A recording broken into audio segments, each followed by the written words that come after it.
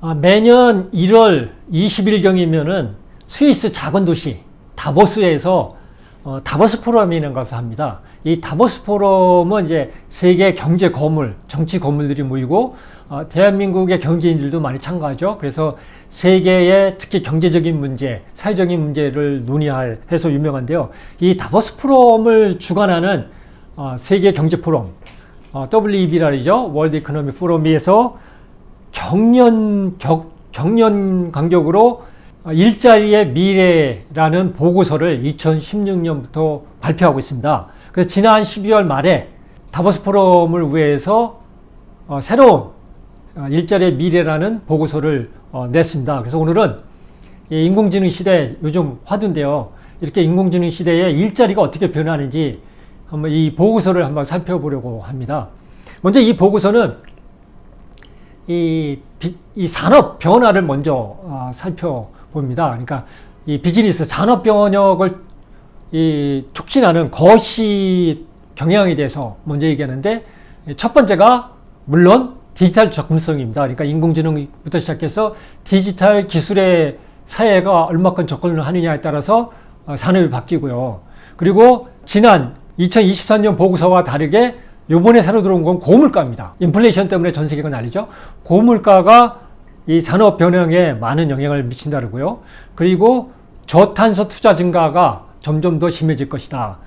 그러니까 전기차나 자율주행 이런, 그리고 기존 산업도 어떻게 탄소 배출을 줄일 건가, 이것이 산업 구조 변혁에 많은 영향을 미칠 것이다. 그리고 여러 항목들이 있는데 그 중에 저성장이 있을 것이고, 또 하나는 인구 변화, 고령화가 선진국수로 심해지고, 그래서 노동 인구가 일할 수 있는 인구가 줄어들고, 반대로 후진국은 개발도상국이나 후진국은 이 젊은 층이 계속 나이가 많이 가니까 일할 능력 인구는 좀 더 늘어나는데 이제 산업은 수용을 못하고, 그러니까 이 얘기는 뭐냐면은 앞으로 이민 문제 갖고 논쟁이 많은데 이것이 점점 더 많아질 것이다. 그래서 우리도 뭐 필리핀 이 보육 인원 도입하는 것 갖고 논쟁이 많고 그랬는데, 이런 식으로 국가 간 노동력 인구가 많을 것이다. 뭐 이런 예측입니다. 그래서 이렇게 산업 구조가 이런 식으로 바뀔 것이고, 이렇게 바뀌는데 첫 번째가 기술이라 했죠. 디지털 기술. 그래서 그 기술 중에 우리 비즈니스 산업 변혁을 가져올 촉진하는 기술이 무엇이 있는지를 살펴보면요. 물론 AI와 정보 처리 기술이 제일 큽니다. 제일 많이 영향을 미칠 것이고요. 그러니까 앞으로 5년 동안 2025년 올해부터 2030년까지 이 AI와 정보 처리 기술이 아마 제일 많이 우리 비즈니스에 영향을 미칠 것이고, 또 로봇과 자율 기술, 자율주행차를 비롯해서 자율 기술은 자율주행차가 제일 크고요.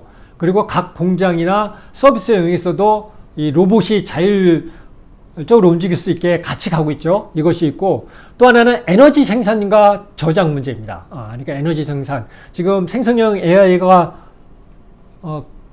커지면서 이게 에너지가 엄청나게 필요하죠. 이 데이터 센터가 점점 커져야 되니까 이 데이터 센터는 전기 잡아먹는 하마입니다. 그래서 데이터 센터를 세울 때는 전기를 어떻게 쉽게 확보할 수 있냐, 이런 거를 입지를 보고 하죠. 그래서 대한민국에서 제일 큰 디지털 회사인 네이버도 춘천에 가면 데이터 센터가 있죠. 춘천에. 이렇게 데이터 센터가 점점 커지니까 에너지가 점점 필요하거든요. 그래서 에너지를 어떻게 생산하고 또 어떻게 저장할 건가. 그리고 뭐 여러 가지 뭐 신소재, 반도체 뭐 여러 가지가 있지만, 어쨌든 AI와 정보 처리 기술, 그리고 로봇과 자율 기술, 그리고 에너지 생산과 저장, 이 세 부분이 가장 큰 영향을 미친다. 이것들이 다 일자리와 연관이 있거든요. 그러니까 이것이 미래지향적으로 생각하면은, 지금으로 생각하면은 논쟁이 끝이 없습니다. 그러니까 이게 정책들이 정권이 바뀔 때마다 바뀌는 것은, 부동산이든 뭐든 다 그때그때 바뀌는 것은 지금 생각하고 하기 때문에 그렇거든요. 근데 정책은 앞으로 점점 더 그렇습니다. 5년 후를 생각하고 안 하면은, 최소한 5년 후를 생각하고 안 하면은 그 정책은 계속 정권이 바뀔 때, 담당자가 바뀔 때마다 계속 바뀔 겁니다. 예를 들면 에너지 생산과 저장 문제도요. 문재인 정권 때는 신재생 에너지에 엄청난 투자를 했잖아요. 그러니까 윤석열 정권 들어오면서 여기를 다 막아놓고 또 원전에 다 투자를 하고요. 이런 식으로 지금 생각하면은 끝없는 반복을 하면서 문제만 심화되거든요. 이것을 미래로 생각했을 때 신재생 에너지는요, 지금은 기존의 석탄 에너지나 수력, 원자력 이거에 비하면 3번의 피죠. 그렇지만 이것은 항시 이 파괴적 혁신은 밑에서 출발해서 대각선으로 올라간다 그랬잖아요. 그러면 2030년 정도, 전문가들의 예상은 2030년 정도면은 재생 에너지가 40%를 육박할 거라고 보고 있습니다. 그러니까 지금은 아마 10%도 안 되는 것 같아요. 그러니까 이게 급속도로 성장을 하는 거죠. 그런데 우리가 여기서 투자를 안 하면요, 앞으로 일자리를 창출을 못 하는 거예요. 이 재생 에너지는요, 이 전기차도 마찬가지고 중국이 그 사이에, 우리가 눈 감고 있는 사이에 중국이 우리가 쫓아갈 수 없을 정도로 가고 있습니다. 이런 산업 변화가 다, 기술 동향과 산업 변화가 다 일자리와 관계되어 있는 거거든요. 그래서 이렇게 큰 매크로, 큰 환경의 거시 변화와 이 기술 변화를 살펴보면서 일자리가 어떻게 바뀌는지 이게 살펴봐야 될 것 같습니다. 그래서 산업구조 변화과 일자리는 같이 간다. 일자리의 미래는 같이 간다. 그 다음에 살펴볼 것이 산업구조를 바꾸는 5가지 요소가 있습니다. 첫 번째가 기술 변화죠. 앞에서 살펴본 것을 정리하는 겁니다. 기술 변화, AI, 빅데이터, 사이버 보안, 그리고 기술 리터러시. 모든 사람들한테 기술을 활용할 수 있는 능력을 가르쳐 주는 게 기술 리터러시죠. 그 다음에 생활비 증가, 지금 인플레이션 때문에, 그리고 기후변화, 신재생에너지, 전기차, 자율주행, 이런 분야가 중요하다. 그래서 여기에 투자가 많아져야 돼야 일자리가 늘어나죠. 그리고 인구 구조 변화, 이거 우리나라에 많이 해당이 되죠. 고령화와 생산 인구 감소, 그리고 지정학적 긴장 관계, 전쟁이 계속 일어나면서 물리 장애가 일어나고 있고요. 또 트럼프가 촉발한 관세 전쟁, 관세 분쟁 때문에 이 세계의 무역에 문제가 생기죠. 그러면 이렇게 한국같이 무역이 경제에 많은 비중을 차지하는 이런 나라는 이 비즈니스 산업의 구조 변화를 갖게 되죠. 그러면 일자리에도 영향을 미치게 되죠. 이런 것을 염두에 두고 앞으로 일자리가 어떻게 되는지 살펴보자고요. 이 세계경제포럼의 미래의 일자리 보고서에 의하면은 앞으로 5년 동안 2030년까지 일자리의 22%가 구조 변형을 겪는다고 합니다. 그러니까 일자리가 어떻게든지 바뀌는 겁니다. 성격이. 이 중에 14%는 새로운 일자리가 생기는 거고요. 그리고 8%는 대체, 그러니까 없어지는 겁니다. 22%면은 상당한 변화가 있는 겁니다. 그러니까 5사람 중에 1사람은 내가 하는 일이 앞으로 5년 동안 뭔가 바뀌거나 없어진다고 생각하면 됩니다. 이걸 염두에 두고 우리가 어떻게 준비해야 되는지 생각해야 됩니다. 일단 증가하는 거는요, 일자리가 증가하는 거는 일선, 최전선의 일자리가 증가하는 겁니다. 예를 들면 배달, 건설 현장의 종업원, 판매직, 그리고 조리 등 요리, 조리, 그리고 식품 처리, 이런 일자리가 큰 성장을 하고요. 돌봄 일자리도 커집니다. 고령화 시대가 되니까. 그래서 대학에서도 저도 처음에는 그 이해가 안 됐는데 요즘 이제 입학 저희가 다 끝났죠. 입학 경쟁률을 보면요, 사회복지학과가 정말 높은 거예요. 그래서 처음에는 왜 이게 사회복지학과가 갑자기 높을지, 그러다 보니까 이게 역시 사람들이 똑똑하구나. 돌봄 일자리가 고령화 시대가 되니까 점점 확장이 되는 거죠. 그러니까 취직에 걱정이 없고요. 그리고 평생 교육 시대가 되니까 이 가르치는 일, 예전에는 이제 가르치는 일이 주로 교수, 교사 이런 건데요. 교수, 교사를 포함해서 가르치는 일이 점점 커지는 거죠.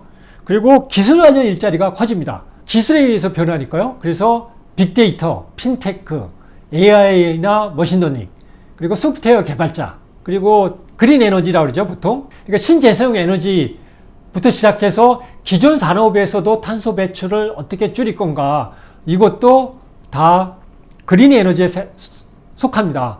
신재생 에너지 다. 그리고 전기차와 자율주행, 이런 것들이 앞으로 일자리 증가를 가져올 거다. 그런데요, 이게 이런 것들을 잘 살펴보고 미리 준비해야 되는 게, 자동차 학과가 전국 대학에 웬만한 데는 다 있습니다. 다 있는데요. 제가 의문이 드는 것은 과연 몇 %나 전기 자동차나 자율주행차로 교과목을 개편했는지 이게 의문인 거예요. 제가 생각했을 때는 90% 이상이 아마 안 바꿨을 겁니다. 내연기관 위주로 가르치고 있을 겁니다. 왜냐면 그렇게 오랫동안 커리큘럼이 되어 있기 때문에. 그러면 이 친구들이 졸업하면은 일자리가 없어지는 거예요. 미래의 일자리는 전기차와 자율주행차인데. 그러니까 전기공학과, 자동차공학과 학생들은 전자공학뿐만 아니라 소프트웨어, 컴퓨터, 알고리즘도 배워야 되는 거예요. 기계공학보다 여기가 더 중요하고 기계공학은 기본만 가르쳐야 미래의 일자리를 준비하는 거죠. 그러니까 이런 데이터를 살펴보는 것은 우리가 어떻게 준비해야 되는지 이런 것을 생각하는 겁니다. 일자리 감소는요, 일단 단순 작업들은 다 감소가 됩니다.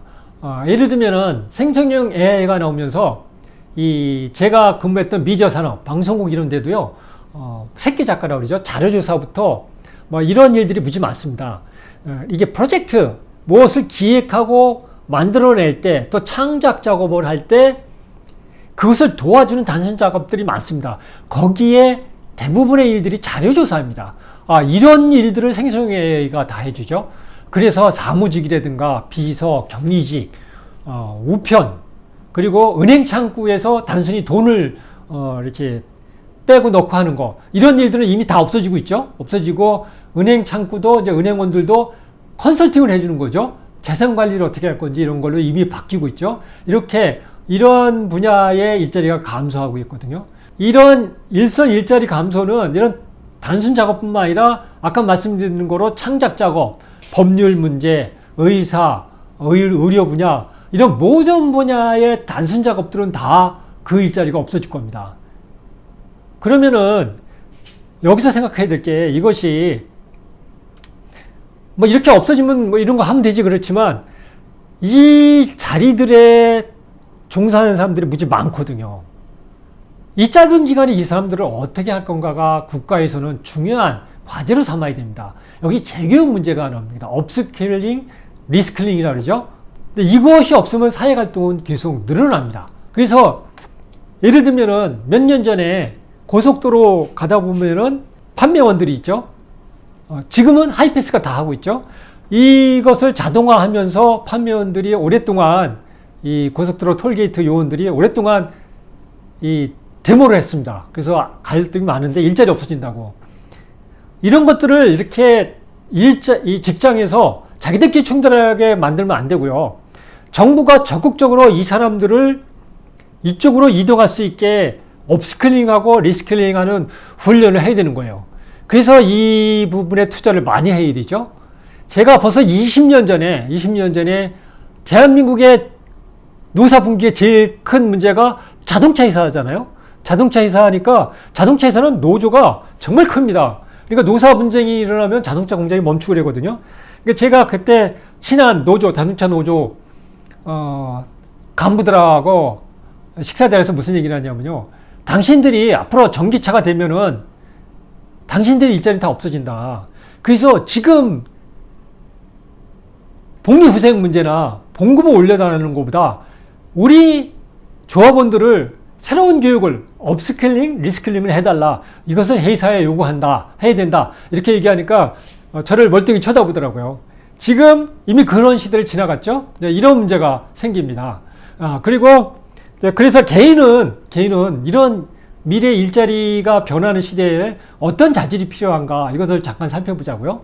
이런 새로운 시대에 필요한 일자리는 분석적 사고, 회복 달성성, 유연성, 민첩성, 리더십입니다. 이런 것들이 지난 시간에 지금 사회에 갈등이 있는 극단주의가 왜 문제인지, 왜 편향적으로 극자냐 극우냐 우파냐 좌파냐로 싸우는 게 문제 있는지는 여기와 다 반대되는 거예요. 분석적 사고가 아니라 직관적으로 내가 좋아하는 걸로, 이게 에코챔버라 그러죠. 확증 편향. 내가 좋아하는 것을 유튜브에 떠들면 그게 편한 거예요. 그러니까 내가 생각한 거를 말하는 유튜버만 되는 거죠. 그러다 보니까 극단적인 우파, 좌파가 되는 거죠. 이런 것들이 다 이런 미래의 직업에 필요한 자질과 반대되는 거죠. 그렇게 한 거고요. 이렇게 미래의 직업에 필요한 재능은 이거와 연관해서 창의적 사고. 기존의 것을 단습하는 게 아니라 창의적 사고는요, 기존 것도 갖고 오고 새로운 사고도 갖고 와서 이것을 조합해서 나의 생각, 남들이 못하는 독특한 생각을 만들어내는 게 창의적 사고입니다. 이런 창의적 사고를 하려면 열려 있어야 돼요. 그래서 상대 것도 받아들이고요. 내 것도 갖고 오고 해서 조합을 하는 능력이거든요. 그래서 극단주의가 문제는 상대가 틀렸고 다른 게 아니라 그랬죠. 틀렸고 그래서 저놈은 악마다. 이렇게 하는 게 문제라 했잖아요. 창의적 사고는 상대가 틀린 것이 아니라 상대가 다르다고 생각하는 겁니다. 그래서 다른 것을 보고요. 그리고 호기심. 호기심은 끊임없이 매일 당연하다고 생각하는 걸 의무심을 갖는 거예요. 우리는 꼭 이런 식으로 일을 해야 되나? 이런 식으로 생각하는 거죠. 이것을 이렇게 바꾸면 어떨까? 누구도 당연하다고 생각하는 것을 의심을 가는 걸 호기심이라고 합니다. 그리고 이렇게 기술이 빨리 변하니까 평생학습. 이게 능력이죠. 승력. 숙련도를 계속 업스킬링 해야죠. 숙련도를 향상시켜야 되고요. 리스킬링, 새로운 기술을 습득해야 되고요. 그러니까 업스킬링은 내가 하는 일을 더 수준을 높이는 거고요. 리스킬링은 새로운 기술을 습득하는 겁니다. 이러려니까 평생 공부를 해야죠. 평생 공부하는 능력입니다. 이게 능력을 배양해야 되고 이 재능이라고 그러죠. 그래서 미래에 필요한 재능에 평생 학습 능력이 필요한 겁니다. 그래서 제가 대학에서도 스스로 배우고 스스로 익히는 능력을 가르친다. 이렇게 설정한 것도 이것 때문에 그렇습니다. 그래야 생성형 AI가 우리의 일자리를 다 대체한다 그랬잖아요. 대체하는 것이 아니라 생성형 AI를 갖고 나의 능력을 더 향상시킬 수 있는 겁니다. 그래서 이렇게 일자리의 보고서를 보면서 리스킬링, 업스킬링에 국가가 공격적으로 투자를 해야 된다. 그래야 미래가 보인다. 반면 덜 필요한 재능이 있습니다. 산업화 시대에 중요하게 생각한 손재주. 그죠? 손재주가 뛰어난 것은 앞으로 필요 없습니다. 로봇이 당합니다. 훨씬 잘합니다. 이미 의사들도요, 수술은 로봇 수술로 절반 이상을 하고 있습니다. 로봇 수술이 사람이 수술하는 것보다 훨씬 정확성이 높죠. 그리고 인내력. 그냥 버티라 이거죠. 버티라. 이게 직장 조직 생활하면서 버티라. 이거 안 됩니다. 손재주 뛰어나거나 인내력 그리고 정밀성 정확하게 해야 돼. 이런 것들이 산업화 시대에 필요한 재능인데 앞으로 미래의 일자리는 별로 필요하지 않다.